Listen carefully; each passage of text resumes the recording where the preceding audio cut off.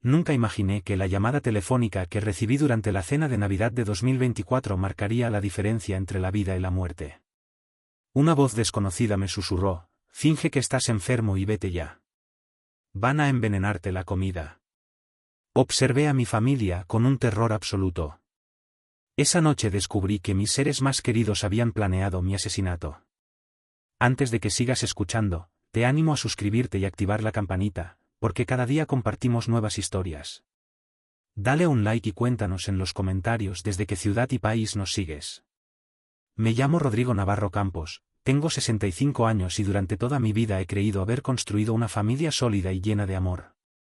Aquella noche del 24 de diciembre, mientras la nieve caía suavemente sobre las calles de Madrid, me encontraba en mi casa celebrando la Navidad con mi hijo Álvaro, mi nuera Beatriz y mi adorada nieta Alba, que tiene 12 años. La mesa estaba decorada de forma impecable con manteles rojos y dorados, velas aromáticas y una cena que había costado más de 500 euros. Beatriz había insistido en preparar todo ella misma, algo que no era habitual, teniendo en cuenta que normalmente prefería que contratáramos un servicio de catering para las celebraciones importantes. Quiero que esta Navidad sea especial, papá Rodrigo, me había dicho con una sonrisa que ahora, al recordarla, me parece forzada y hasta siniestra. Álvaro estaba particularmente nervioso esa noche. Llevaba semanas actuando de manera extraña, evitando conversaciones profundas conmigo y respondiendo con evasivas cada vez que le preguntaba sobre su trabajo en la empresa familiar que habíamos construido juntos durante los últimos 15 años. Nuestra compañía de importación de productos textiles había prosperado considerablemente, generando ganancias anuales que superaban los 800.000 euros. Alba, mi nieta adorada, parecía ser la única verdaderamente feliz esa noche. Corría por la casa con su vestido navideño nuevo, emocionada por los regalos que había debajo del árbol. Su inocencia contrastaba drásticamente con la tensión que comenzaba a percibir en el ambiente, aunque en ese momento no lograba identificar exactamente qué era lo que estaba mal. Beatriz había preparado cordero asado con especias, patatas gratinadas, verduras al horno y una tarta de chocolate que era mi favorita. Todo olía delicioso y yo me sentía agradecido por tener una familia que se esforzaba tanto por hacerme sentir especial. Qué ingenuo fui al pensar que esa dedicación provenía del amor. Cuando nos sentamos a cenar, noté que Álvaro apenas tocaba la comida. Beatriz, por su parte, constantemente me ofrecía más vino, más agua, más de todo, insistiendo en que probara cada plato que había preparado con tanto cariño. Sus ojos brillaban de una manera que ahora reconozco como ansiedad pura, pero en ese momento lo interpreté como orgullo culinario. Papá, tienes que probar esta salsa especial que preparé para el cordero, decía Beatriz acercándome insistentemente una salsera. Es una receta secreta que aprendí de mi abuela. Tiene ingredientes muy especiales que nunca había usado antes. Justo cuando estaba a punto de servir esa salsa sobre mi plato, sonó mi teléfono móvil. Eran las 9:45 de la noche, una hora inusual para recibir llamadas. El número aparecía como desconocido y normalmente no habría contestado, pero algo en mi interior me impulsó a hacerlo. Diga, respondí apartándome ligeramente de la mesa. La voz que escuché al otro lado del teléfono me heló la sangre. Era una mujer mayor que hablaba en voz baja, pero con una urgencia desesperada. Señor Navarro, no me conoce, pero vivo en el edificio de enfrente. Finja que está enfermo y váyase inmediatamente de esa casa. Van a envenenarlo. Vi a su nuera comprando raticida esta tarde en la farmacia y escuché conversaciones terribles desde mi balcón. La línea se cortó inmediatamente. Mi corazón comenzó a latir tan fuerte que pensé que todos en la mesa podían escucharlo. Miré a Álvaro, que me observaba con una expresión que nunca había visto antes, una mezcla de impaciencia y algo que ahora reconozco como culpabilidad. Beatriz seguía sonriendo, pero sus manos temblaban ligeramente mientras sostenía la salera. ¿Quién era, papá?, preguntó Álvaro con una voz que sonaba demasiado aguda. Nadie importante, mentí tratando de mantener la calma mientras mi mente procesaba las palabras de esa mujer desconocida. En ese momento fingí un dolor súbito en el estómago. «Ay, no me siento bien», dije llevándome las manos al abdomen. «Creo que necesito ir al baño». Me levanté de la mesa y caminé hacia el baño, sintiendo las miradas de todos clavadas en mi espalda. Una vez dentro, cerré la puerta con llave y me apoyé contra ella, respirando profundamente mientras trataba de procesar lo que acababa de escuchar. ¿Era posible que mi propia familia quisiera hacerme daño? Encerrado en el baño, mi mente trabajaba a velocidad vertiginosa mientras analizaba cada detalle de las últimas semanas. Los comportamientos extraños de Álvaro, las sonrisas forzadas de Beatriz, su insistencia inusual en cocinar personalmente esta cena navideña.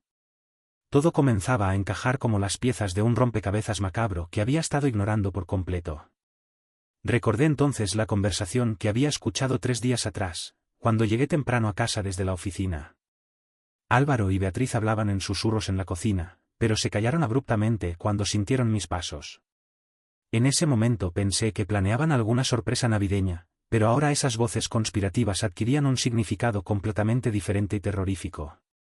El baño tenía una ventana pequeña que daba al patio trasero. La abrí con cuidado, agradeciendo que fuera lo suficientemente amplia para permitir el paso de una persona.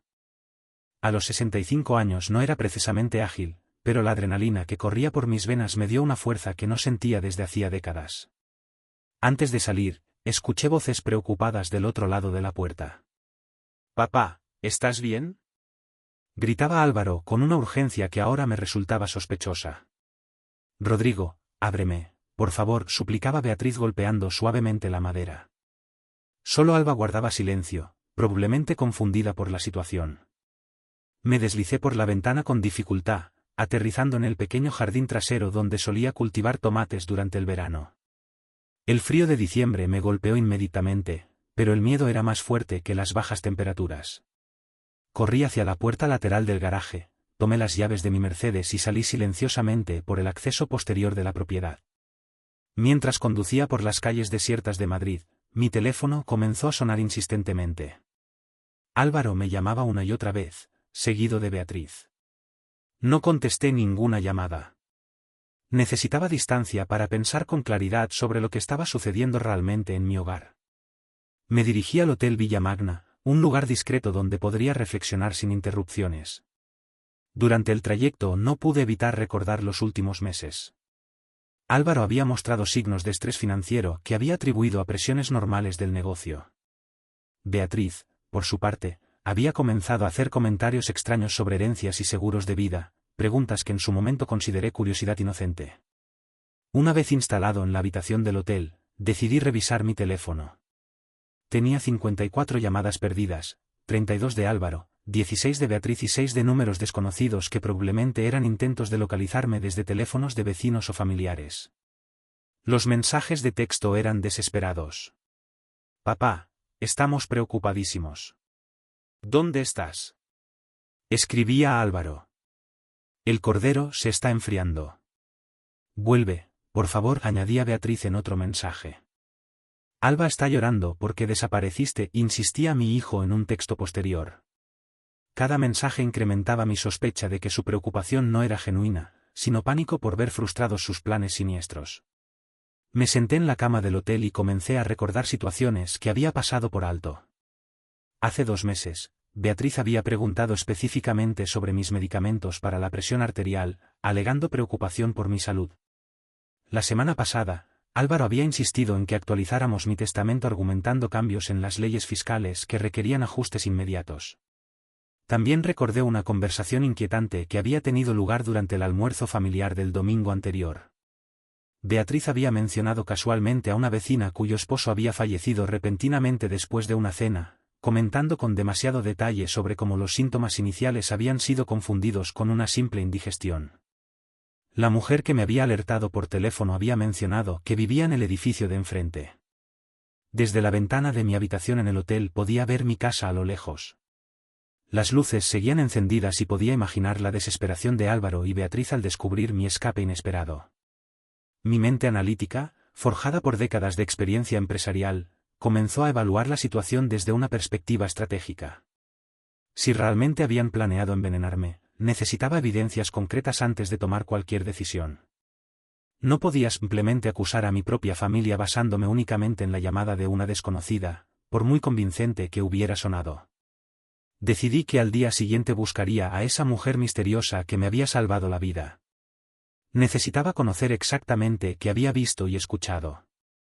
También tendría que investigar discretamente las finanzas de Álvaro y las actividades recientes de Beatriz. Si mis sospechas eran correctas, habría rastros de sus verdaderas intenciones. El teléfono siguió sonando durante toda la madrugada.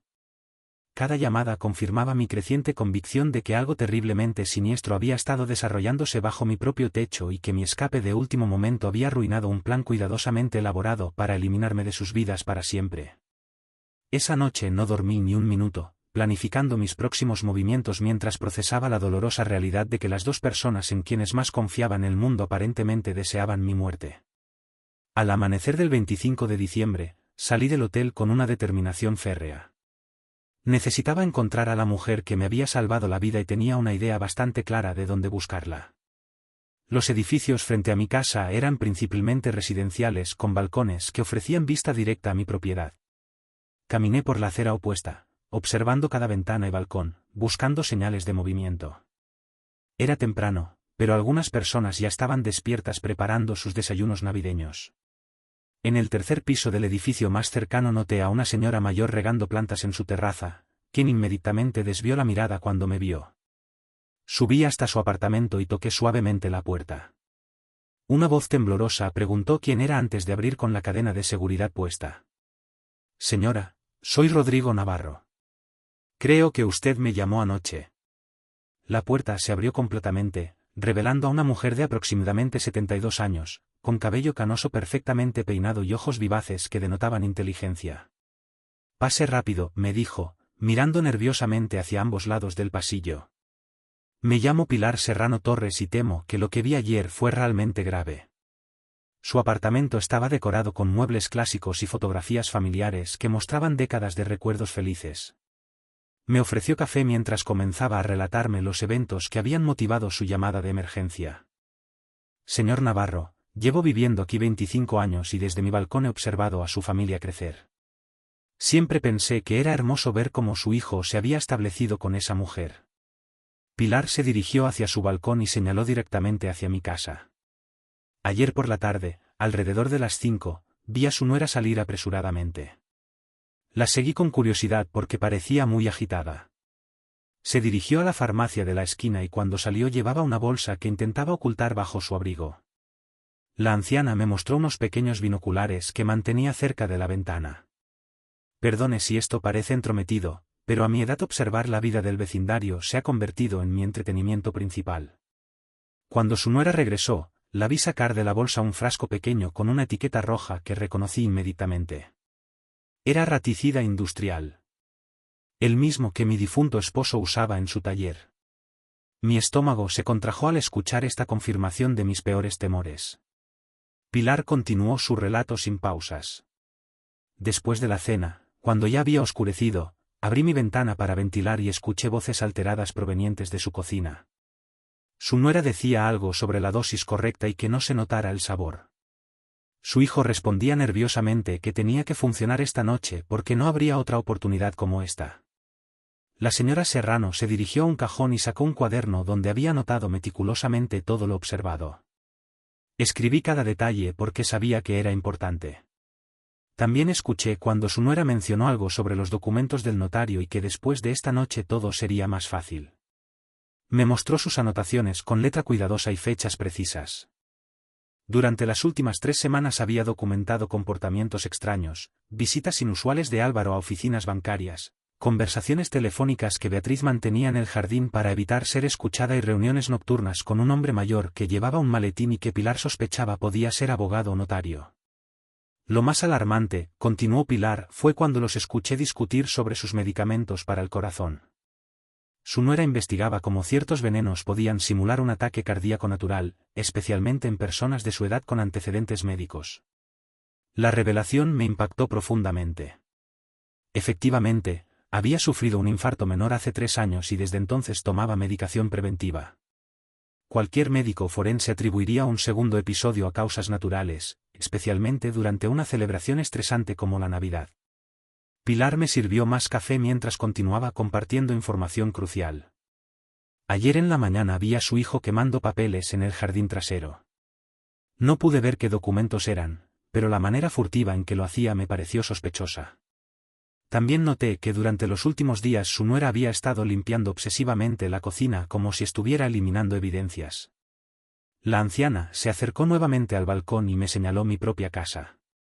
Cuando decidí llamarle anoche fue porque vi cómo su nuera preparaba esa salsa especial.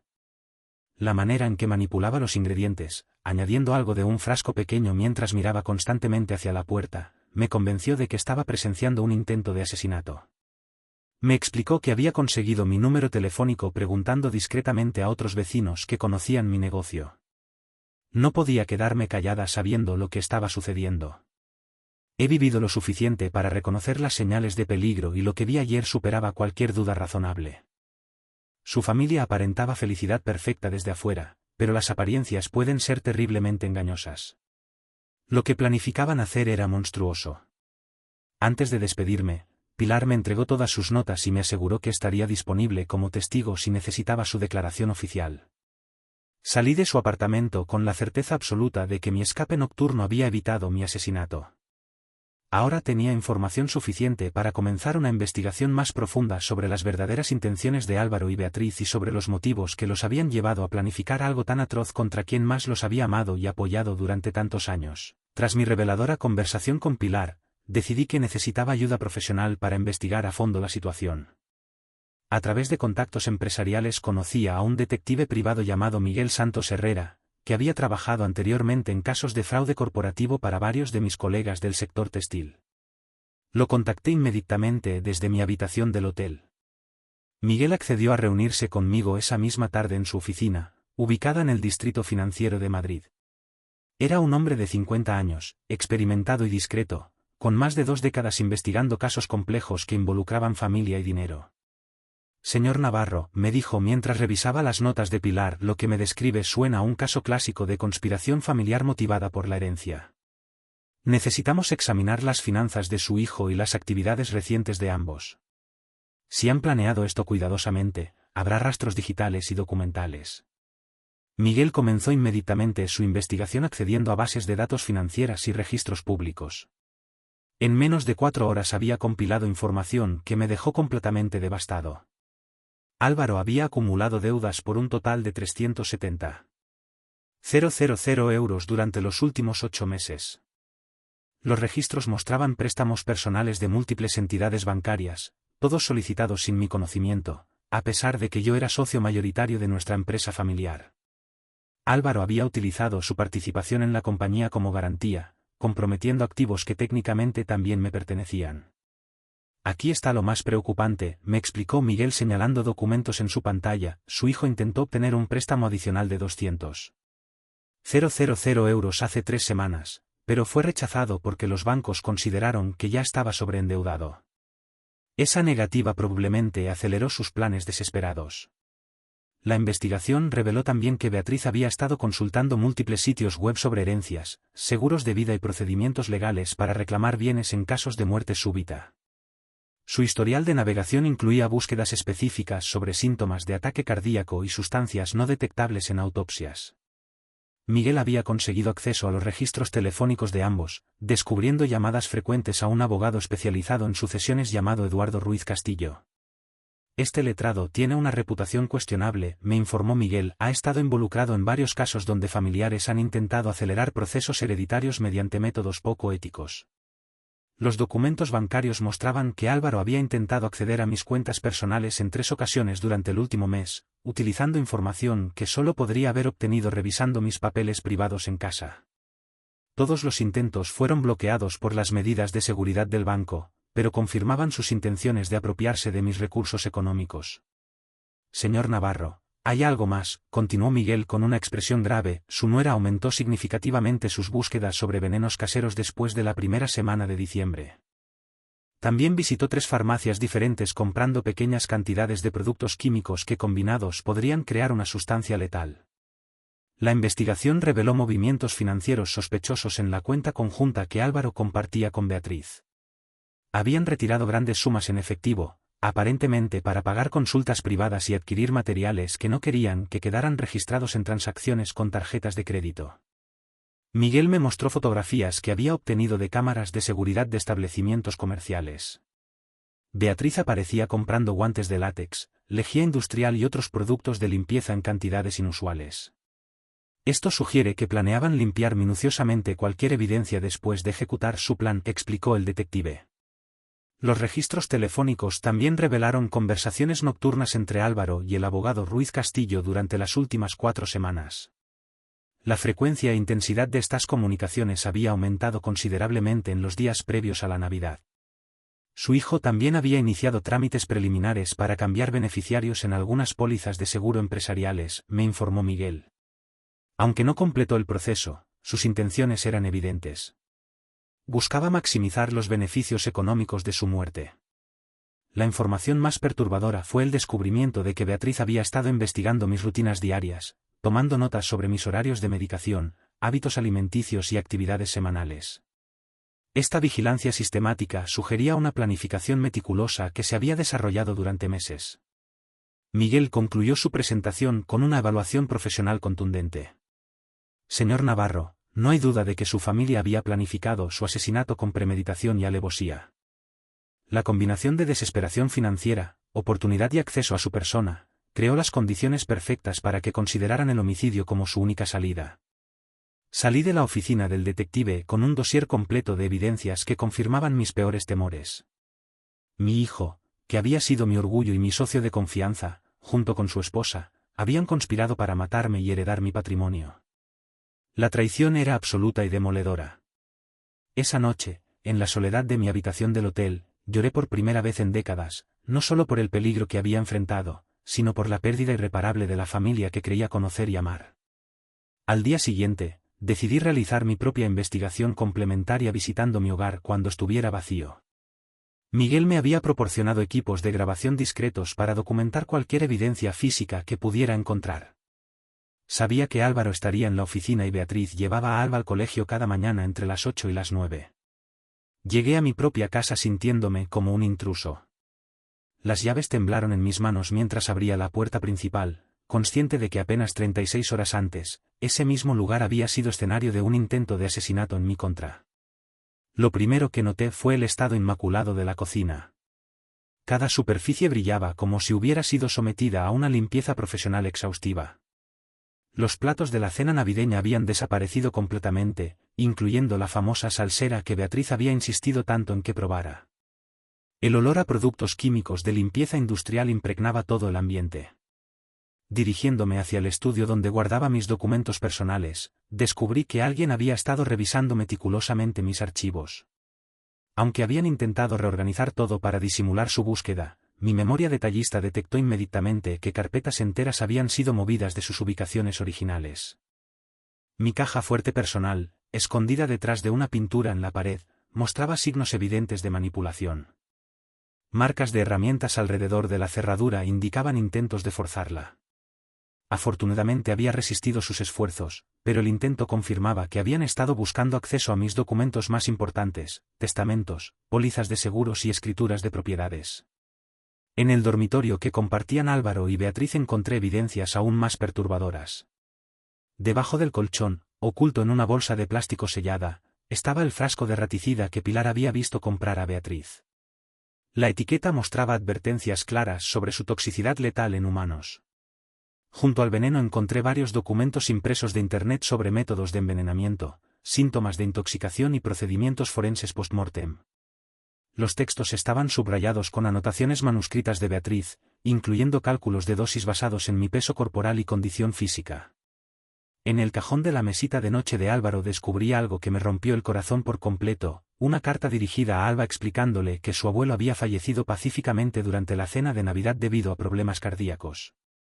La carta estaba fechada con anterioridad al 24 de diciembre, confirmando que habían planificado mi muerte con semanas de anticipación. El documento más revelador lo encontré en el escritorio del dormitorio, un borrador de testamento falsificado que me nombraba como otorgante, pero que había sido redactado completamente por Álvaro. En este documento fraudulento él aparecía como único heredero universal de todos mis bienes, incluyendo la empresa familiar, propiedades inmobiliarias y cuentas bancarias. La falsificación era sofisticada y utilizaba papel oficial de notaría que habían conseguido mediante el abogado Ruiz Castillo. Incluso habían practicado imitar mi firma, como evidenciaban múltiples hojas con intentos de reproducir mi rúbrica personal. Algunos ensayos estaban fechados desde principios de noviembre. En el armario de Beatriz encontré ropa manchada con residuos químicos que había intentado lavar repetidamente sin éxito completo.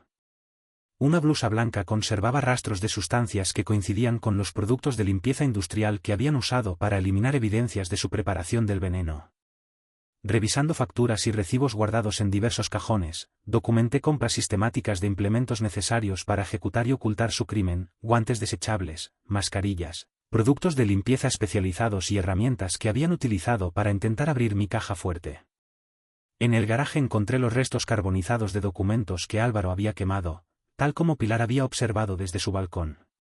Aunque estaban parcialmente destruidos, logré recuperar fragmentos que mostraban cálculos financieros relacionados con el valor total de mi patrimonio y proyecciones de liquidez después de mi fallecimiento. El hallazgo más escalofriante fue un cronograma detallado que habían elaborado para las horas posteriores a mi supuesta muerte, que incluía contactos a realizar, autoridades a notificar y una secuencia específica de acciones para maximizar la credibilidad de un fallecimiento natural por causas cardíacas. También habían preparado discursos de dolor y tributos fúnebres que planeaban pronunciar durante mi sepelio. Leer esas palabras falsas de amor y respeto escritas por las mismas personas que habían planificado mi asesinato me provocó una mezcla de ira y tristeza que nunca había experimentado. Antes de abandonar la casa, instalé discretamente cámaras de seguridad adicionales en ubicaciones estratégicas, siguiendo las recomendaciones de Miguel. Necesitaba documentar cualquier comportamiento posterior que pudiera servir como evidencia adicional de su culpabilidad. Desde mi hogar, con la certeza absoluta de que había reunido pruebas irrefutables de la conspiración homicida. Cada objeto, cada documento, cada rastro químico confirmaba, de manera inequívoca, que mi propia familia había planificado meticulosamente mi eliminación física, urdiendo un plan macabro para beneficiarse económicamente de mi muerte. Aquella tarde, mientras organizaba con meticulosidad todas las evidencias en mi habitación del hotel, comprendí que mi siguiente paso, ineludible, sería confrontar directamente a Álvaro. Sin embargo, esta vez, me presentaría ante el armado con el conocimiento completo de sus intenciones criminales, preparado para documentar cada matiz de su reacción ante la exposición de su plan fracasado, ante el descubrimiento de su infamia. Tras invertir 3 días enteros en recopilar evidencias, analizando cada detalle con lupa, decidí que había llegado el momento crucial de confrontar a Álvaro sin más dilación. Miguel, previsor, me había proporcionado un dispositivo de grabación de audio prácticamente invisible, un prodigio de la tecnología que podría capturar, sin levantar sospechas, cualquier admisión de culpabilidad, cualquier desliz que revelara la verdad. Mi estrategia, cuidadosamente elaborada, consistía en fingir una ignorancia total sobre sus verdaderas intenciones, actuando con la mayor naturalidad posible, mientras lo guiaba, con astucia, hacia confesiones comprometedoras, hacia revelaciones incriminatorias. Le envié un mensaje de texto desde un número temporal, un número desconocido, asegurándole que me encontraba bien, pero que necesitaba hablar con él urgentemente sobre asuntos familiares importantes, cuestiones que requerían una discusión inmediata.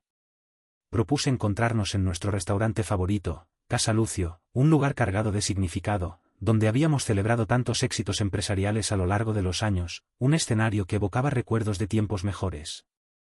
Álvaro llegó 15 minutos tarde, un retraso inusual en él, visiblemente nervioso y con ojeras profundas que delataban una noche sin descanso, una noche atormentada por la culpa.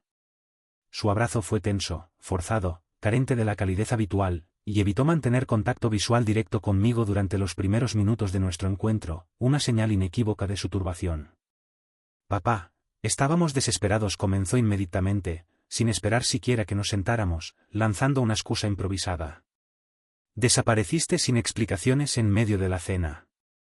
Beatriz lloró toda la noche, angustiada, pensando que algo terrible te había sucedido. Su actuación, a pesar de su nerviosismo, era convincente, pero yo conocía la verdad detrás de esas lágrimas fingidas, la verdad que ocultaba su máscara de preocupación. Decidí jugar mi papel de padre preocupado, pero confundido, actuando como si nada supiera. «Hijo, tuve una indisposición súbita y no quise arruinar la celebración navideña de Alba. Necesitaba aire fresco y tiempo para recuperarme, necesitaba alejarme del bullicio». Álvaro se relajó visiblemente al escuchar mi explicación aparentemente inocente, al creer que había logrado engañarme.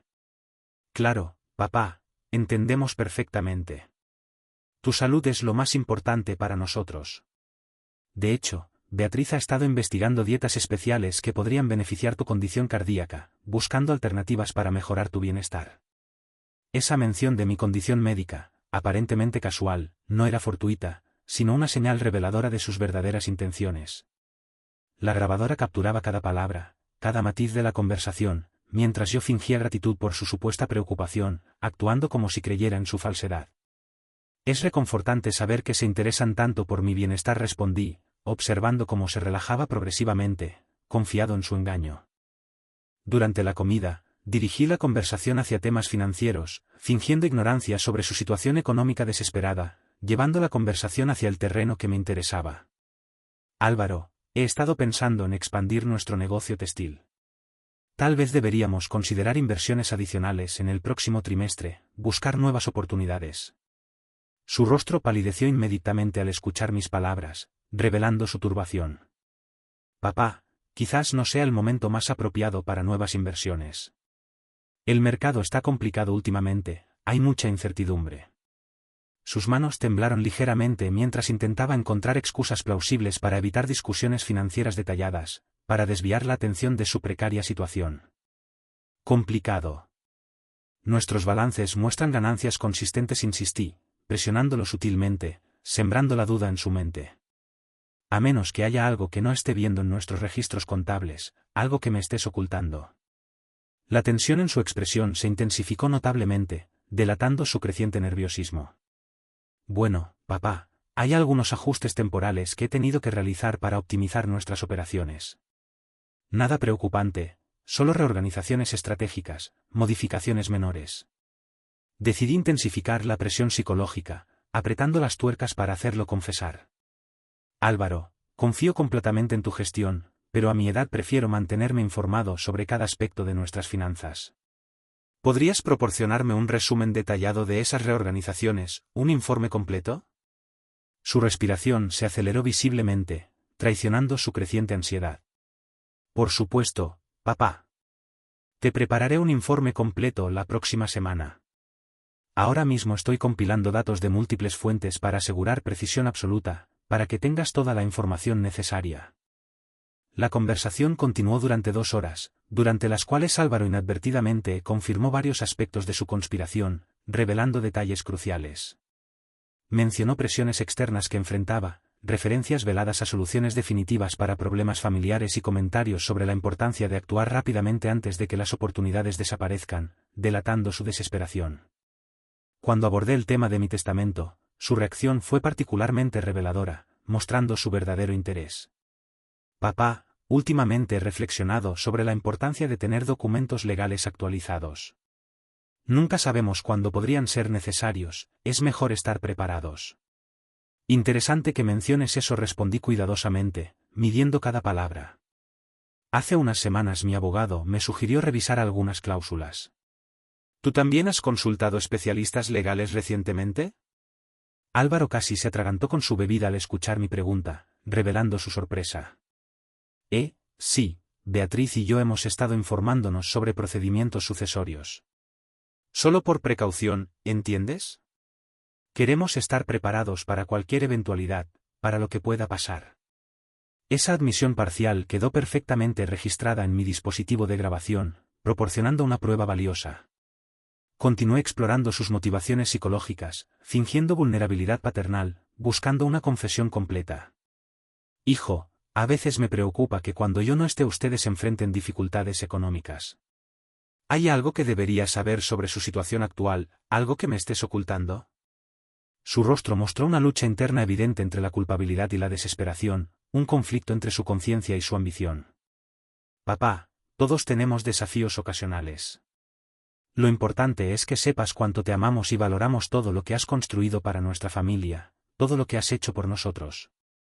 Hacia el final de nuestro encuentro, logré que admitiera indirectamente su conocimiento sobre sustancias tóxicas, revelando su familiaridad con el tema. Cuando mencioné casualmente un artículo periodístico sobre envenenamientos accidentales, respondió con detalles específicos sobre síntomas y detección forense que solo alguien con investigación previa podría conocer, detalles que delataban su culpabilidad. Es aterrador pensar cómo sustancias domésticas comunes pueden ser tan peligrosas, comenté deliberadamente, buscando una reacción reveladora. Absolutamente, respondió con nerviosismo creciente, traicionando su inquietud. Beatriz ha estado muy cuidadosa últimamente con productos de limpieza y otros químicos caseros. Uno nunca puede ser demasiado precavido, es mejor prevenir que lamentar. Esa referencia específica a otros químicos proporcionó evidencia adicional de su conocimiento sobre los venenos que habían adquirido, confirmando mis sospechas. Al despedirnos, su abrazo fue aún más tenso que al inicio y noté cómo sus manos sudaban profusamente, una señal inequívoca de su angustia. Regresé al hotel con grabaciones comprometedoras que complementaban perfectamente las evidencias físicas que había recopilado, completando el rompecabezas. Álvaro había confirmado indirectamente múltiples aspectos de su conspiración homicida, proporcionándome material suficiente para la siguiente fase de mi plan, la pieza que faltaba. La confrontación definitiva que expondría completamente su traición ante toda la familia, revelando su infamia al mundo. Después de obtener las grabaciones comprometedoras de Álvaro, después de asegurarme de tener todas las pruebas necesarias, decidí que había llegado el momento de la confrontación definitiva, el momento de la verdad. Organicé una reunión familiar en mi hogar, convocando a todos bajo el pretexto de aclarar mi desaparición navideña y discutir planes futuros para nuestra empresa familiar, utilizando una excusa para reunirlos a todos. Llegué a casa una hora antes que ellos para preparar el escenario cuidadosamente, organizando cada detalle. Instalé cámaras adicionales en el salón principal, ocultándolas estratégicamente, y coloqué grabadoras de respaldo en ubicaciones estratégicas, asegurando una cobertura completa. Miguel esperaba en su vehículo a 2 manzanas de distancia, listo para intervenir si la situación se tornaba peligrosa, preparado para actuar en caso de emergencia. Álvaro y Beatriz llegaron puntuales, acompañados de Alba, quien corrió inmediatamente a abrazarme con la alegría genuina de una niña que había extrañado a su abuelo, mostrando su afecto sincero. Esa demostración de amor puro contrastaba dolorosamente con las intenciones siniestras de sus padres, revelando la profundidad de su traición. «Papá, gracias por convocarnos», dijo Álvaro intentando mantener una compostura tranquila, actuando con normalidad. «Esperamos que te sientas mejor después de tu episodio del día de Navidad, que te hayas recuperado por completo». Beatriz asintió silenciosamente, pero sus ojos evitaban encontrarse con los míos, delatando su incomodidad. «Precisamente sobre ese episodio quiero hablar», comencé, observando cómo la tensión se apoderaba gradualmente de sus rostros, sintiendo su creciente nerviosismo. «He reflexionado mucho durante estos días. Y creo que hay cosas importantes que debemos aclarar como familia, cuestiones que deben ser resueltas». Alba se sentó en el sofá principal, completamente ajena a la gravedad de lo que estaba por desarrollarse, ajena al drama que estaba a punto de comenzar. Álvaro y Beatriz tomaron asientos opuestos, manteniendo distancia física entre ellos y conmigo, como si instintivamente sintieran el peligro que se aproximaba, presintiendo la tormenta. Durante mi ausencia he tenido tiempo para pensar sobre nuestras relaciones familiares, nuestro futuro económico y ciertos comportamientos que había estado pasando por alto, cuestiones que ahora me parecían evidentes. Continué permitiendo que la ambigüedad de mis palabras incrementara su ansiedad, alimentando su incertidumbre. Beatriz fue la primera en mostrar signos evidentes de nerviosismo, revelando su angustia. «Rodrigo, si hay algo que te ha molestado o preocupado, podemos hablarlo abiertamente. Somos familia y la comunicación es fundamental, debemos ser sinceros el uno con el otro». «Tienes razón, Beatriz. La comunicación es fundamental. Por eso he decidido compartir con ustedes algunas conversaciones muy interesantes que he mantenido recientemente, conversaciones reveladoras». Saqué mi teléfono y coloqué el primer archivo de audio sobre la mesa del salón, preparando el terreno para la confrontación. Esta grabación es de mi encuentro con Álvaro hace 2 días en Casa Lucio, una conversación que lo compromete. Presioné el botón de reproducción y la voz de mi hijo resonó claramente en el ambiente, admitiendo indirectamente conocimientos sobre sustancias tóxicas y procedimientos legales sospechosos, revelando su culpabilidad. El rostro de Álvaro se descompuso completamente, mostrando su desesperación. «Papá, me grabaste sin mi consentimiento. ¿Cómo pudiste hacer algo así? ¿Cómo pudiste traicionarme?». Su indignación era una táctica defensiva desesperada para desviar la atención de sus propias admisiones comprometedoras, una maniobra para evitar la responsabilidad. «La pregunta no es, ¿cómo pude grabar a mi propio hijo?», respondí con calma calculada, manteniendo la compostura. «Sino porque mi hijo tiene conocimientos tan específicos sobre venenos y procedimientos forenses, porque conoces detalles tan macabros». El silencio que siguió fue ensordecedor, creando una atmósfera de tensión palpable. Alba comenzó a percibir la tensión creciente, intuyendo que algo andaba mal. Abuelo, ¿de qué están hablando? ¿Por qué papá y mamá parecen asustados? ¿Por qué están tan nerviosos? Su inocencia partía mi corazón sabiendo que estaba a punto de destruir su percepción de sus padres para siempre, sabiendo que iba a revelarle una verdad terrible. Continué reproduciendo fragmentos selectos de la grabación donde Álvaro hacía referencias veladas a presiones externas, soluciones definitivas y su conocimiento sobre sustancias químicas domésticas, exponiendo su plan.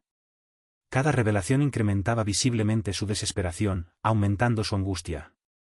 Esto no prueba nada, intentó defenderse Beatriz, pero su voz temblaba incontrolablemente, revelando su miedo. Las conversaciones pueden malinterpretarse fácilmente fuera de contexto, pueden ser sacadas de proporción. Tienes razón, Beatriz. Las conversaciones pueden malinterpretarse, pero los objetos físicos son mucho más difíciles de explicar, son pruebas irrefutables. Me dirigí hacia una bolsa que había preparado previamente y saqué el frasco de raticida que había encontrado en su dormitorio, presentando la evidencia final. La reacción fue instantánea y devastadora, provocando una conmoción. Beatriz palideció hasta el punto de parecer enferma mientras Álvaro intentaba articular explicaciones incoherentes, buscando una justificación. Papá, eso nosotros había un problema de roedores en el sótano, teníamos una plaga. Roedores en el sótano, repetí con ironía controlada, mostrando mi incredulidad.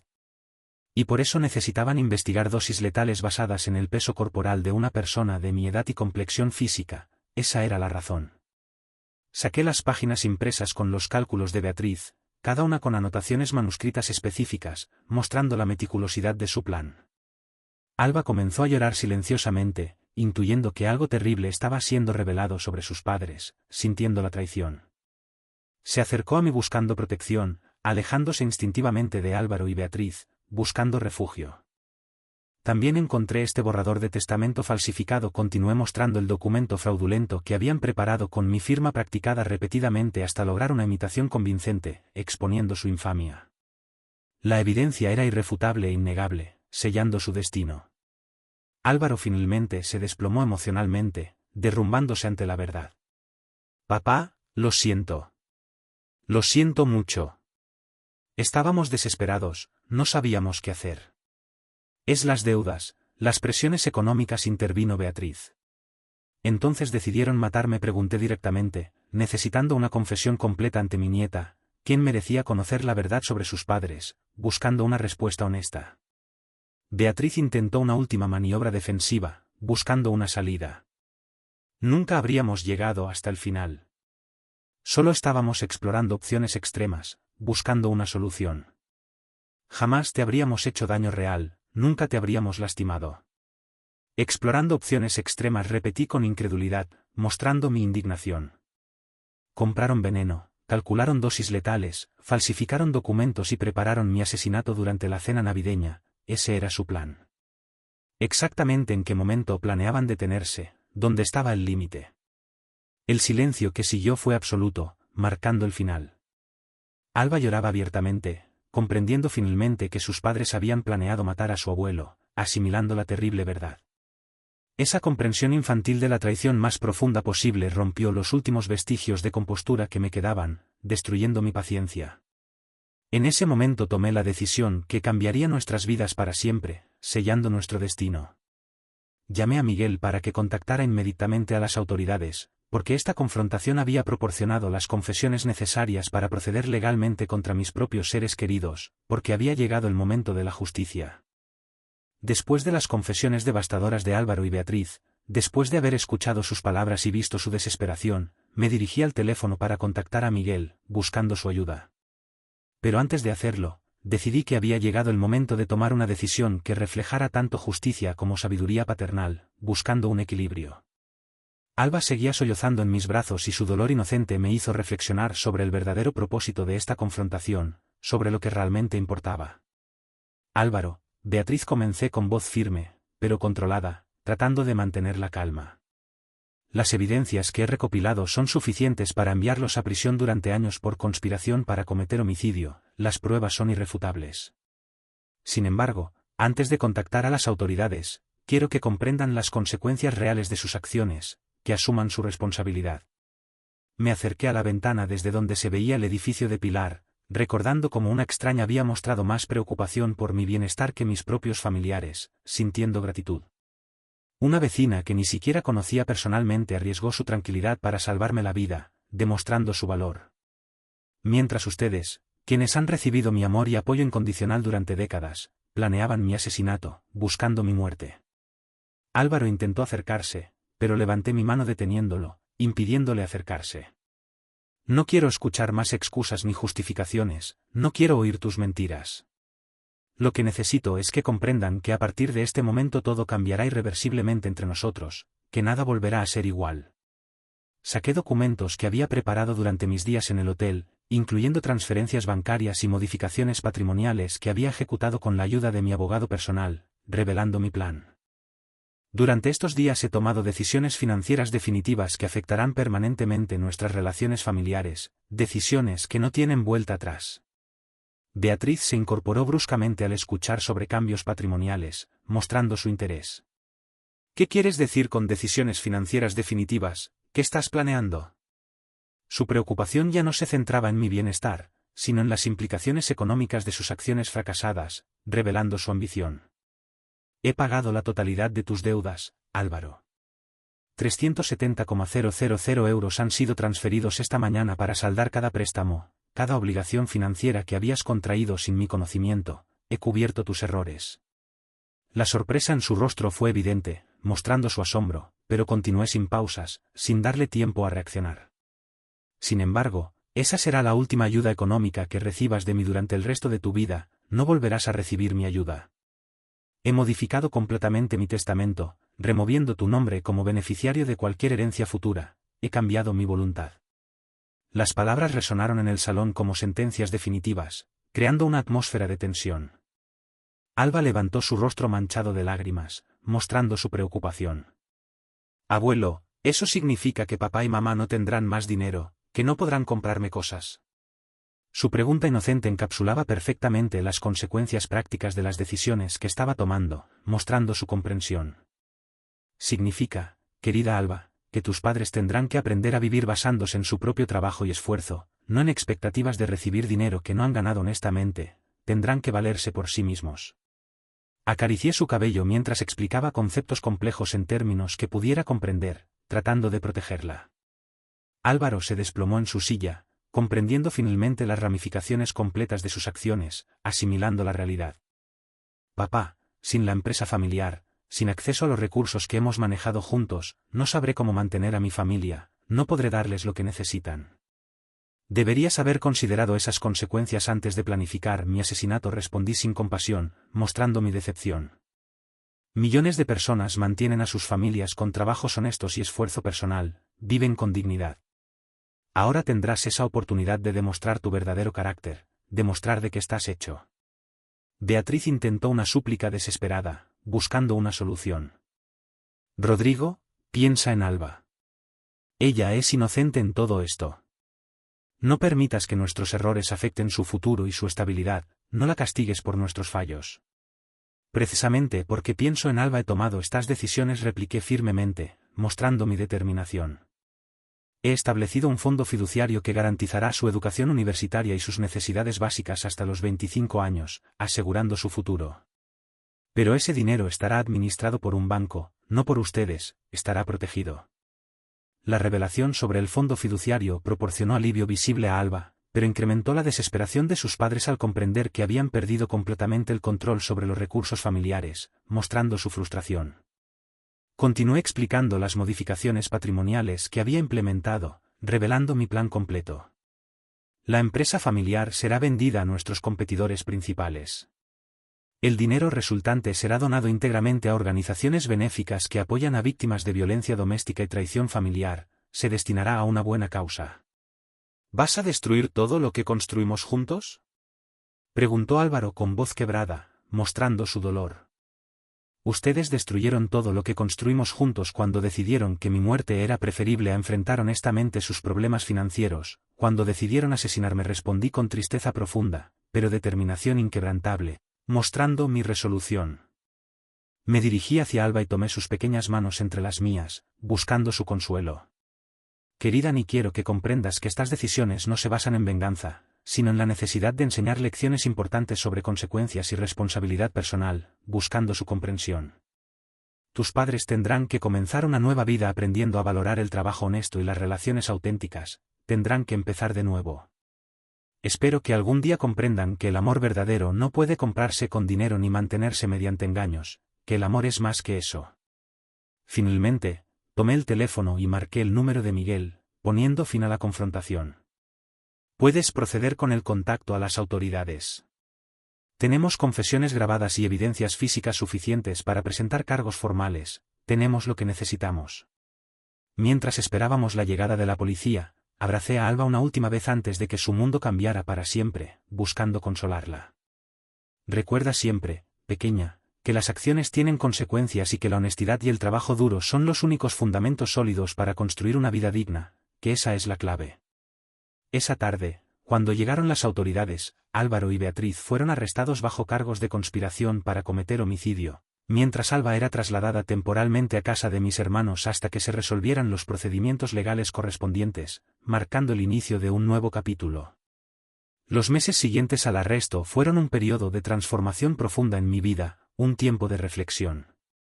Después de vender la casa familiar donde habían ocurrido tantos recuerdos hermosos convertidos ahora en pesadillas, después de deshacerme del pasado, decidí mudarme a un apartamento modesto en el barrio de Salamanca, alejándome físicamente de los escenarios que me recordaban constantemente la traición, buscando un nuevo comienzo.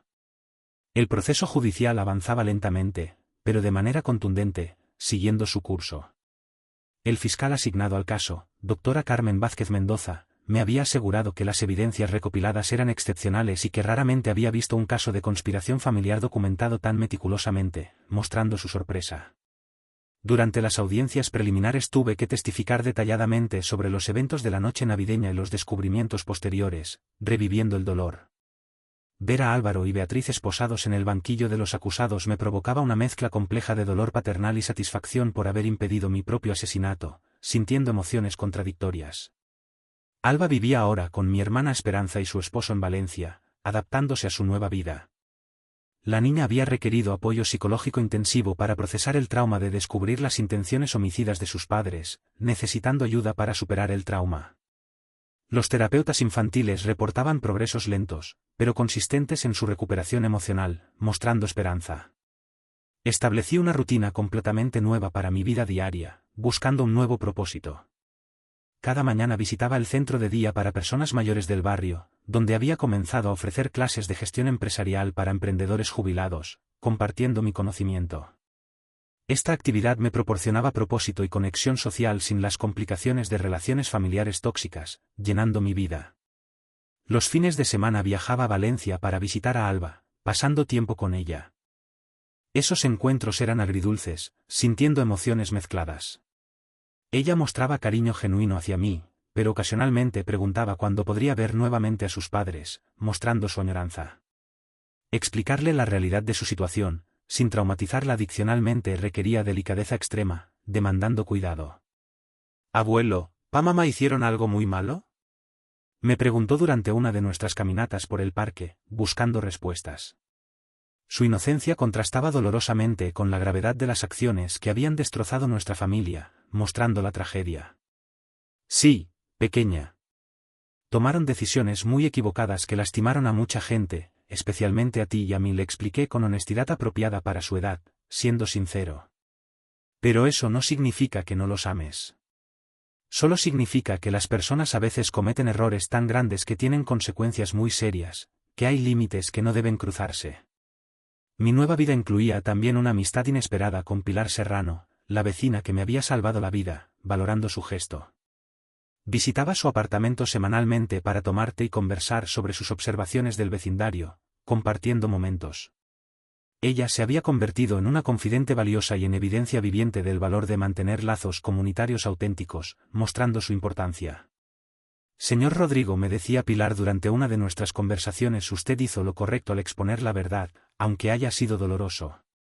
La justicia a veces requiere sacrificios personales tremendos, pero es necesaria». El juicio principal fue programado para abril del año siguiente, esperando el momento. Los abogados defensores de Álvaro y Beatriz intentaban negociar declaraciones de culpabilidad reducidas, pero yo había insistido en que enfrentaran las consecuencias completas de sus acciones, buscando justicia.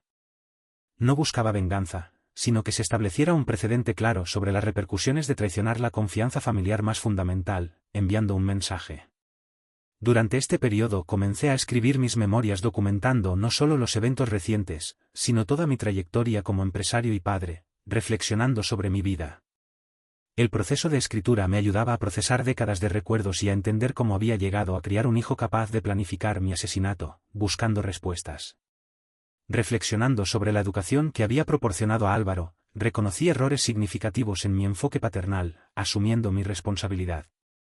Quizás había sido demasiado permisivo financieramente, protegiéndolo de las consecuencias naturales de sus decisiones irresponsables y creando una dependencia económica que eventualmente se había convertido en resentimiento homicida, reconociendo mi fallo. Mi salud física se había fortalecido paradójicamente durante estos meses de estrés, mejorando mi estado. La actividad constante, la dieta mejorada y el propósito renovado habían tenido efectos beneficiosos que sorprendían incluso a mi cardiólogo, Dr. Martín Jiménez Rubio, mostrando una mejora. Don Rodrigo, sus indicadores cardiovasculares han mejorado considerablemente, me informaba durante mis consultas regulares, dando buenas noticias. Irónicamente, sobrevivir a un intento de asesinato parece haber revitalizado su organismo, parece haberle dado una nueva vida. Las noches eran los momentos más difíciles, enfrentando la soledad. En la soledad de mi apartamento enfrentaba el dolor profundo de haber perdido no solo a mi hijo, sino también la ilusión de que había construido una familia amorosa y unida, sintiendo el vacío. Los recuerdos de Álvaro niño, de sus primeros éxitos empresariales, de momentos felices que ahora parecían completamente falsos, me atormentaban regularmente, torturándome. Sin embargo, también experimentaba una sensación creciente de liberación personal, sintiendo libertad.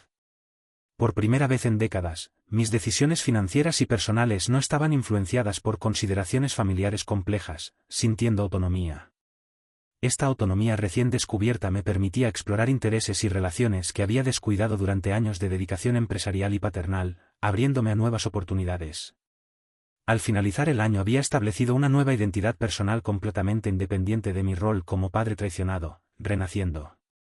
Era simplemente Rodrigo, un hombre que había sobrevivido a la ultimate traición y había elegido reconstruir su vida basándose en principios de honestidad, trabajo digno y relaciones auténticas, valores que esperaba transmitir a Alba mientras crecía en un ambiente familiar más saludable, mostrando mi esperanza.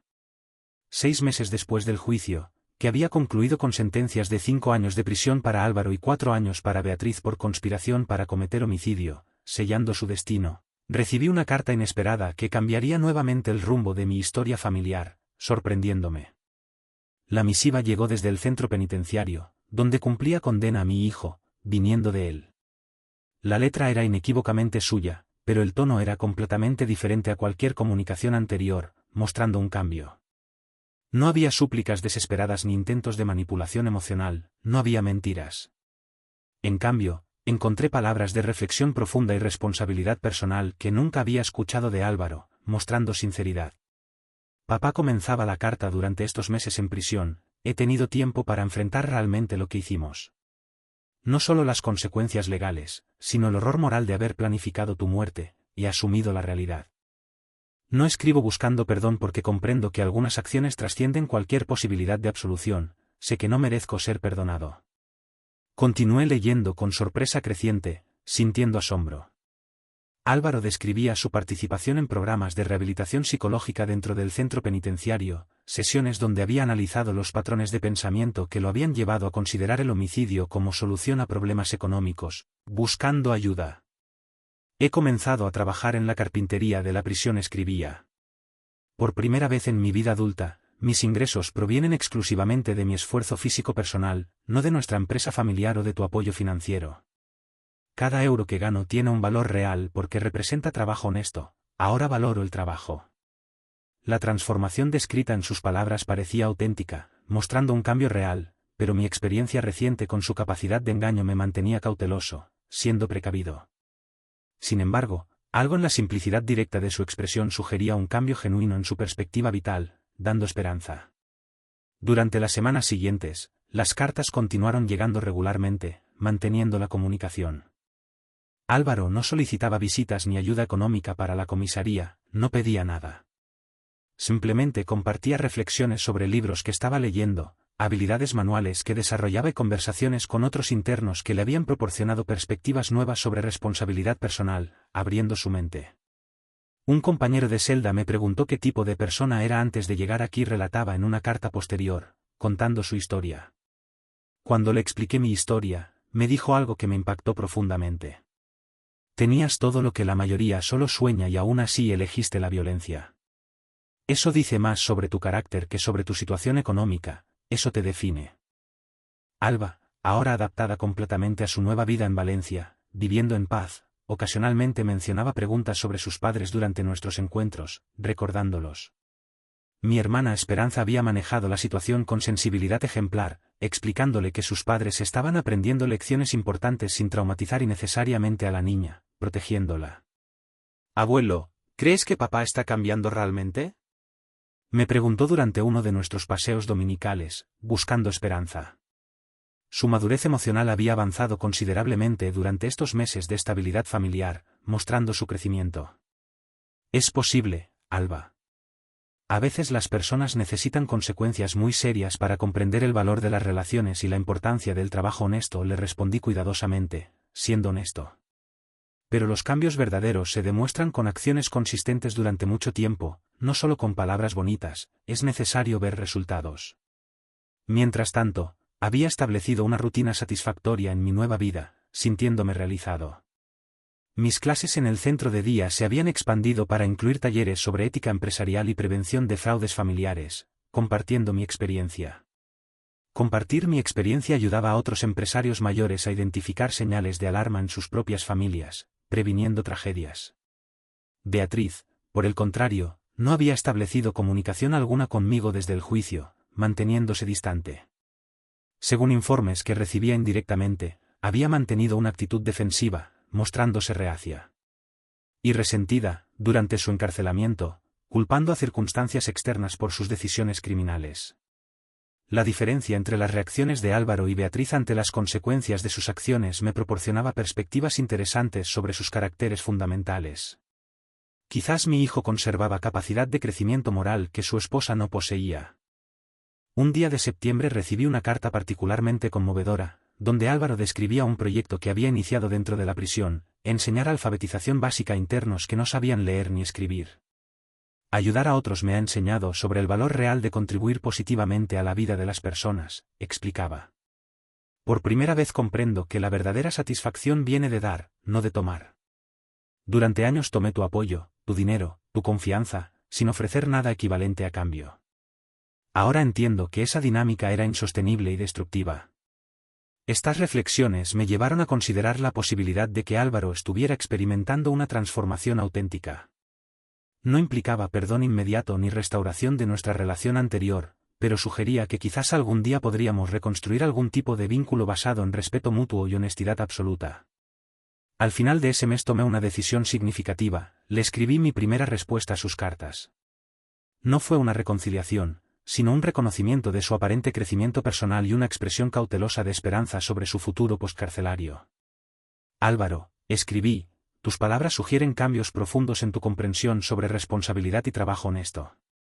Cuando completes tu condena, tendrás la oportunidad de demostrar si esos cambios son permanentes. Alba y yo estaremos observando, esperando que pruebes que puedes ser el hombre y padre que siempre tuviste el potencial de ser. 2 años después de mi primera respuesta a las cartas de Álvaro, llegó el momento de su liberación condicional. Durante este periodo, nuestro intercambio epistolar había evolucionado hacia conversaciones profundas sobre paternidad, responsabilidad y el significado verdadero del trabajo digno. Sus reflexiones habían demostrado consistencia y crecimiento genuino que me permitían mantener esperanza cautelosa sobre su transformación. Alba, ahora de 14 años, había expresado deseos de conocer el progreso de su padre antes de su liberación. Mi hermana Esperanza había manejado admirablemente la crianza de mi nieta proporcionándole estabilidad emocional y educación sólida que le permitía procesar gradualmente la complejidad de nuestra situación familiar. Abuelo, ¿crees que papá ha aprendido realmente las lecciones que necesitaba aprender?, me preguntó durante una de nuestras conversaciones telefónicas semanales. Su madurez había avanzado considerablemente, pero conservaba la esperanza natural de una hija que amaba a su padre a pesar de conocer sus errores. El día de la liberación de Álvaro, decidí estar presente fuera del centro penitenciario, no como gesto de reconciliación automática, sino como demostración de que estaba dispuesto a evaluar objetivamente su transformación. Llevé conmigo a Alba, quien había insistido en acompañarme después de largas conversaciones sobre expectativas realistas. Cuando Álvaro emergió del edificio penitenciario, su apariencia física reflejaba los cambios internos que había descrito en sus cartas. Había perdido peso considerablemente. Su postura era más erguida y sus ojos mostraban una serenidad que nunca había observado durante sus años de adulto joven y responsable. Su primer gesto no fue dirigirse hacia nosotros inmediatamente, sino quedarse parado varios minutos, respirando profundamente el aire libre, aparentemente absorbiendo la realidad de su libertad recuperada. Cuando finalmente nos vio, su acercamiento fue excitante y respetuoso, sin presunciones sobre el tipo de recibimiento que merecía. «Papá». Alba nos saludó con voz controlada. «Gracias por venir. No esperaba que estuvieran aquí, pero agradezco profundamente la oportunidad de verlos». Su humildad contrastaba dramáticamente con la arrogancia que había caracterizado su comportamiento anterior al arresto. Alba corrió hacia él con lágrimas en los ojos y el abrazo que compartieron fue genuinamente emotivo. Álvaro lloró silenciosamente mientras sostenía a su hija, quien había crecido tanto durante su ausencia. «Has crecido tanto», pequeña, murmuró Álvaro. «Lamento profundamente haber perdido estos años por decisiones tan terribles». Durante los meses siguientes, Álvaro demostró consistentemente los cambios que había prometido en sus cartas. Encontró empleo en una carpintería local, viviendo en un apartamento modesto que pagaba completamente con sus ingresos personales. No solicitó ayuda financiera ni intentó retomar acceso a recursos familiares que había perdido. Sus visitas con Alba fueron graduales y supervisadas inicialmente, pero su comportamiento paternal había madurado notablemente. Ya no era el padre permisivo que compensaba su ausencia emocional con regalos costosos, sino alguien que invertía tiempo genuino en conocer los intereses y preocupaciones de su hija. «Papá me enseñó a hacer una mesa pequeña para mi cuarto», me contó Alba después de una de sus visitas. «Dice que trabajar con las manos le ha enseñado sobre paciencia y precisión, cosas que nunca valoró cuando tenía dinero fácil». Durante una cena familiar que organicé 6 meses después de su liberación, Álvaro me pidió hablar privadamente. «Papá, quiero que sepas que nunca esperaré que restablezcas mi acceso a recursos familiares. He aprendido que la independencia económica es fundamental para mantener relaciones sanas y respeto propio». Sus palabras reflejaban comprensión profunda sobre las dinámicas destructivas que habían caracterizado nuestra relación anterior. «Trabajar por cada euro que gano me ha enseñado su valor real. Ahora entiendo por qué te molestaba mi actitud despreocupada hacia el dinero durante tantos años». Beatriz, quien también había sido liberada bajo libertad condicional, no había intentado contactarnos. Según informes que recibí indirectamente, había abandonado Madrid inmediatamente después de su liberación, aparentemente sin interés en reconstruir relaciones con Alba o reconocer responsabilidad por sus acciones pasadas. «¿Extrañas a mamá?», le pregunté cuidadosamente a Alba durante uno de nuestros paseos. «A veces extraño a la mamá que pensé que era», respondió con sabiduría sorprendente para su edad. «Pero ahora comprendo que esa versión de ella probablemente nunca existió realmente. Prefiero tener un padre real que está aprendiendo a ser mejor persona». Al final de ese año, Álvaro había establecido una rutina de vida completamente independiente y responsable. Sus visitas familiares eran regulares, pero no dependientes, y su relación conmigo había evolucionado hacia un respeto mutuo basado en honestidad absoluta sobre nuestros errores pasados. «Papá me dijo durante nuestra última conversación del año, sé que nunca podré reparar completamente el daño que causé, pero quiero que sepas que cada día trabajo para ser digno del perdón que me has otorgado gradualmente». «Álvaro», le respondí, «el perdón no se otorga una sola vez, sino que se construye diariamente a través de acciones consistentes. Tu transformación ha sido el regalo más valioso que podías ofrecerme después de la traición más profunda que pude imaginar». Reflexionando sobre nuestra historia completa, comprendo que la llamada telefónica que recibí aquella noche navideña no solo salvó mi vida física, sino que inició un proceso de destrucción y reconstrucción familiar que nos permitió descubrir versiones más auténticas de nosotros mismos. Alba creció rodeada de honestidad. Álvaro aprendió el valor del trabajo digno, y yo descubrí que el amor paternal verdadero a veces requiere consecuencias severas para enseñar lecciones fundamentales sobre carácter y responsabilidad.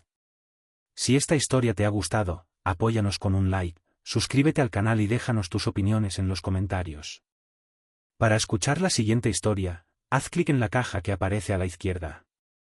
Gracias por acompañarnos. M. Y resentida, atrapada en una espiral de justificaciones durante todo su tiempo tras las rejas, siempre achacando sus decisiones criminales a factores externos, a un destino implacable que, según ella, la había empujado al abismo.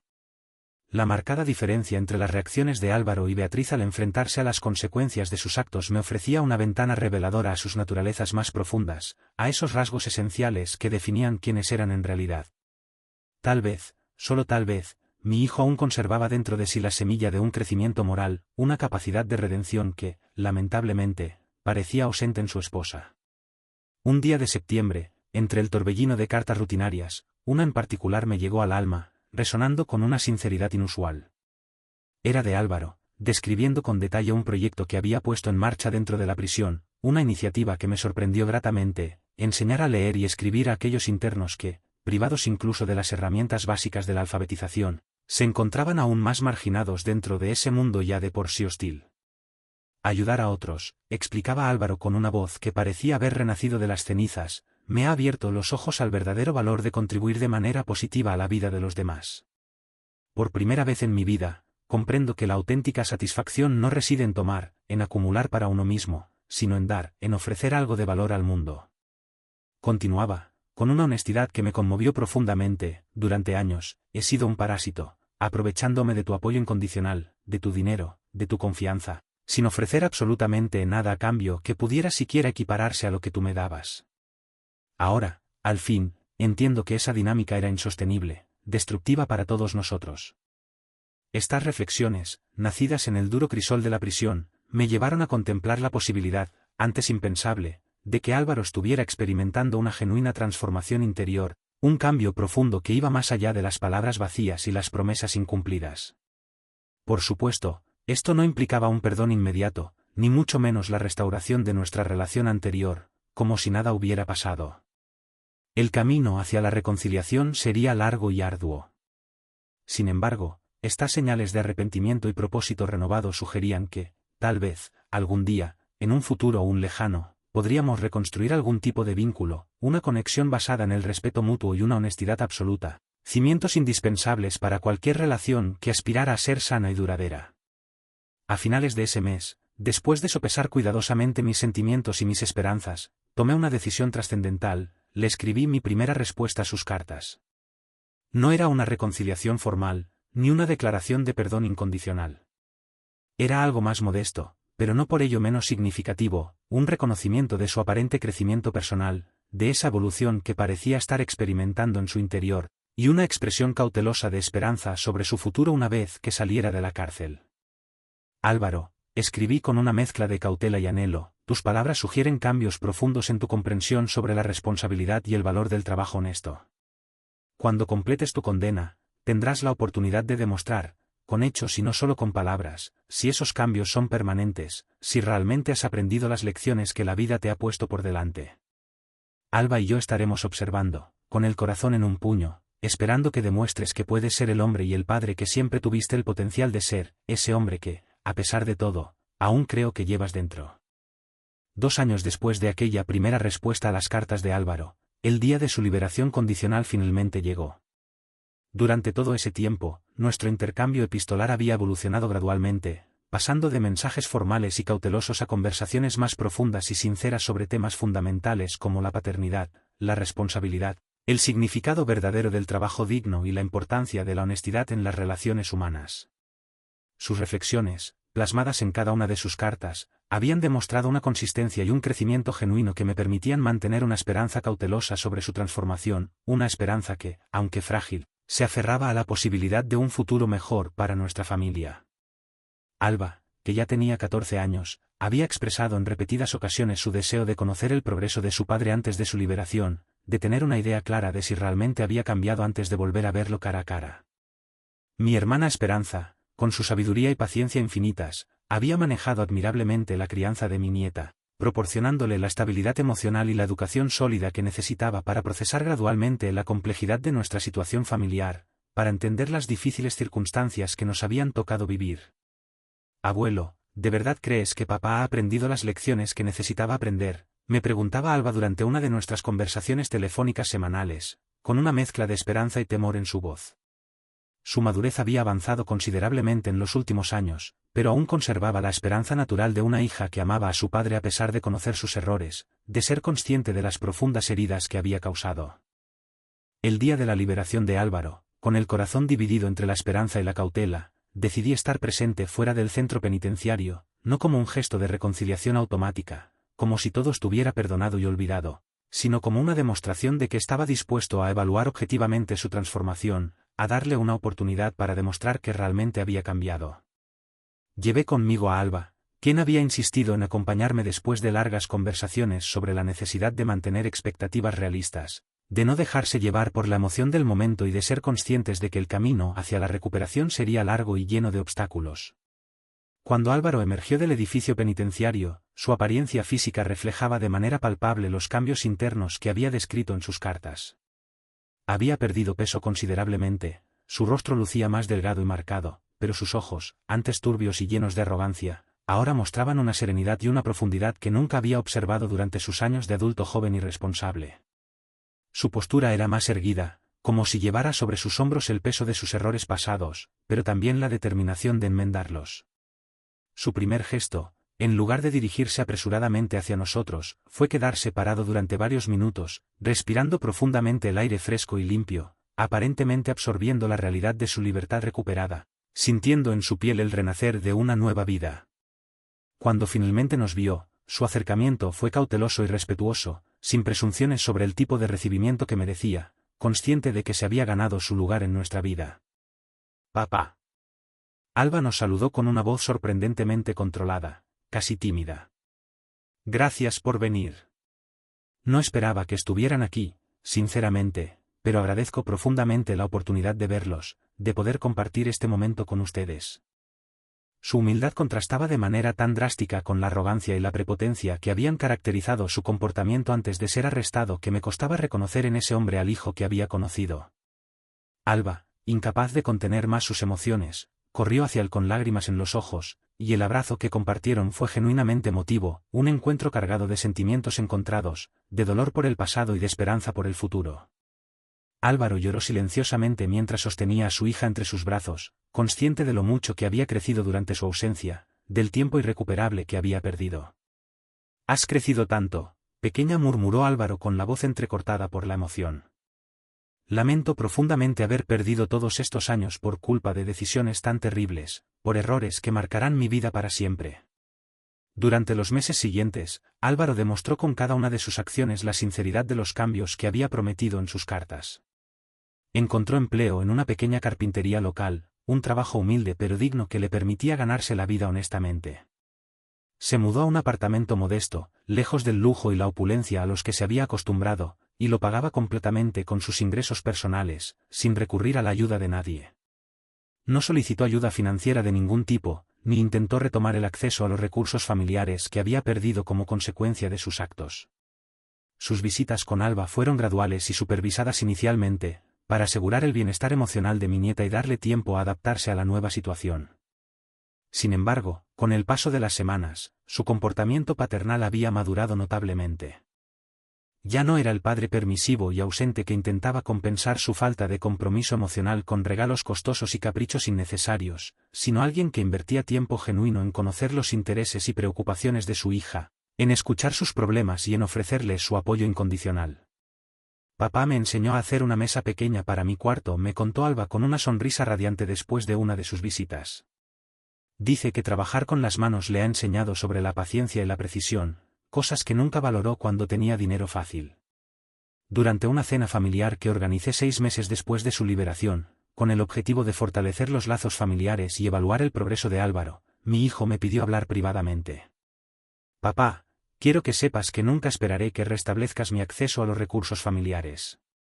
He aprendido, a través de la experiencia, que la independencia económica es fundamental para mantener relaciones sanas y para ganarse el respeto propio. No quiero volver a ser un parásito, ni depender de ti para nada. Sus palabras reflejaban una comprensión profunda sobre las dinámicas destructivas que habían caracterizado nuestra relación en el pasado, una honestidad brutal que me conmovió hasta lo más profundo de mi ser. Trabajar por cada euro que gano me ha enseñado su valor real. Ahora entiendo por qué te molestaba tanto mi actitud despreocupada hacia el dinero durante todos estos años, mi falta de aprecio por el esfuerzo y el sacrificio que implica ganarlo honestamente. Beatriz, por su parte, quien también había sido liberada bajo libertad condicional, no había intentado contactarnos en ningún momento. Según los informes que recibí indirectamente a través de conocidos comunes, había abandonado Madrid inmediatamente después de su liberación, aparentemente sin ningún interés en reconstruir su relación con Alba o en asumir la responsabilidad por sus acciones pasadas. Parecía haberse borrado del mapa, como si quisiera olvidar todo lo que había sucedido. ¿Extrañas a mamá?, le pregunté cuidadosamente a Alba durante uno de nuestros paseos por el parque, tratando de abordar un tema delicado con la mayor sensibilidad posible. A veces extraño a la mamá que pensé que era, respondió con una sabiduría sorprendente para su edad, una madurez que contrastaba con la ingenuidad propia de su edad. Pero ahora comprendo que esa versión de ella probablemente nunca existió realmente, que era una fantasía, una idealización que yo misma había construido. Prefiero tener un padre real, imperfecto pero sincero, que está aprendiendo a ser mejor persona cada día, que a una madre ausente y egoísta que vive en su propio mundo. Al final de ese año, Álvaro había establecido una rutina de vida completamente independiente y responsable. Sus visitas familiares eran regulares, pero no dependientes, y su relación conmigo había evolucionado hacia un respeto mutuo basado en la honestidad absoluta sobre nuestros errores pasados y en la aceptación de nuestras imperfecciones. Ya no había secretos ni reproches entre nosotros, solo un deseo sincero de construir un futuro mejor juntos. Papá me dijo durante nuestra última conversación del año, con la mirada fija en mis ojos: sé que nunca podré reparar completamente el daño que causé, que las cicatrices de mis errores permanecerán para siempre. Pero quiero que sepas que cada día me esfuerzo por ser digno del perdón que me has otorgado gradualmente, por demostrarte que he aprendido la lección y que estoy dispuesto a hacer todo lo que esté en mi mano para enmendar mis errores. Álvaro, le respondí, con una mezcla de orgullo y alivio en mi corazón: el perdón no se otorga una sola vez, como si fuera un regalo que se da y se recibe sin más. El perdón se construye diariamente, a través de acciones consistentes, de un esfuerzo constante por hacer el bien y por reparar el daño causado. Y tu transformación, tu renacimiento como persona, ha sido el regalo más valioso que podías ofrecerme después de la traición más profunda que pude imaginar. Reflexionando sobre nuestra historia completa, sobre los altibajos, las alegrías y las tristezas que habíamos compartido, comprendo que la llamada telefónica que recibí aquella noche navideña, la noche en que mi vida estuvo a punto de terminar, no solo salvó mi vida física, sino que inició un proceso de destrucción y reconstrucción familiar que nos permitió descubrir versiones más auténticas de nosotros mismos, versiones más fuertes y resilientes. Alba creció rodeada de honestidad, aprendiendo a aceptar a las personas por lo que son, con sus virtudes y sus defectos. Álvaro aprendió el valor del trabajo digno, la importancia de la responsabilidad y el significado verdadero de la familia. Y yo descubrí que el amor paternal verdadero a veces requiere consecuencias severas, decisiones dolorosas, para enseñar lecciones fundamentales sobre el carácter y la responsabilidad, para guiar a nuestros hijos por el camino correcto, incluso cuando se desvían del rumbo. Si esta historia te ha gustado, si te ha conmovido o te ha hecho reflexionar, te invito a que nos apoyes con un like, a que te suscribas al canal para no perderte nuestras próximas historias y a que nos dejes tus opiniones y comentarios en la sección de abajo. Para escuchar la siguiente historia, haz clic en la caja que aparece a la izquierda.